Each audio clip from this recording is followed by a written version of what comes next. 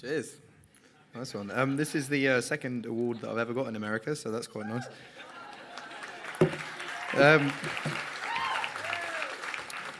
I didn't actually know I was getting an award tonight because I didn't expect one. I was coming here to support the cause. I got an email from Emily about 3 months ago telling me about the thing, and I said, of course I'll turn up.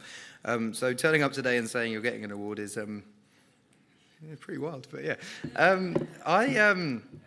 I was a very, very, very weird child. Very weird child.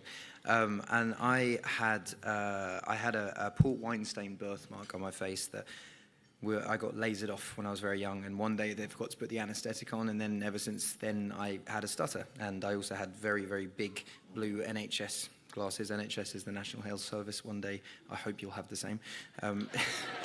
Just saying. And I lacked an eardrum on one side of my face, so to one side of my ear. Stuttering was actually the least of my problems when I went to school. But it was still quite a difficult thing, and the thing that I found most difficult about it was knowing what to say but not really being able to express it in the right way. So I did different speech therapies and stuff, which wasn't very successful. I had homeopathy, which is like herbs and shit where you're drinking a drink and it's all right. But I got heavily into music at a young age and got very, very into rap music. Eminem was the first album that my dad bought me. I remember my Uncle Jim told my dad that Eminem was the next Bob Dylan when I was... say what you want. It's pretty similar, but it's all storytelling. So my dad bought me the Marshall Mathers LP when I was 9 years old, not knowing what was on it, and let me listen to it. And I learned every word of it back to front by the age I was 10. And he raps very fast and very melodically and very percussively, and it helped me get rid of the stutter. And then from there, I just kind of carried on, did some music, and now I'm here. But it's. I think the one thing I wanted to convey in my speech today for not so much the adults here, because I feel like the adults are fine. You're all sorted. Everyone here's got a lot of money and everyone's chilling.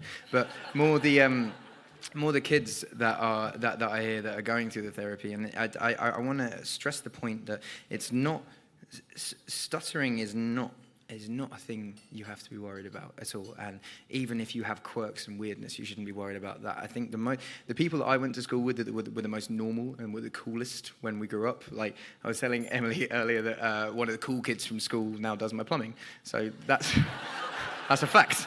That's a fact. So being sorry. My thing that I wanted to stress most tonight is not necessarily to shed light on stuttering or make it a thing. Is to just stress to kids in general is to just be yourself, because there's no one in the world that can be a better you than you. And if you try to be the cool kid from class, you'll end up being very boring and doing plumbing for someone that you don't really want to do plumbing for. It's just be yourself, embrace your quirks. Being weird is a wonderful thing. And it has led for so many creative people, and not even just creative people. Like you own a fucking football team now, and that's pretty cool. But I think, just I'm not very good at speeches. I don't do a lot of speeches, but I think the one thing I want to say is be yourself, embrace your quirks, embrace your weirdness, and from a stuttering point of view, don't treat it as an issue. Work through it and get the treatment that you want to get, but don't ever treat it as an issue, and don't see it as a plight on your life, and carry on pushing forward. And I did all right. You can do all right as well. Emily did all right. Nice one. Thank you.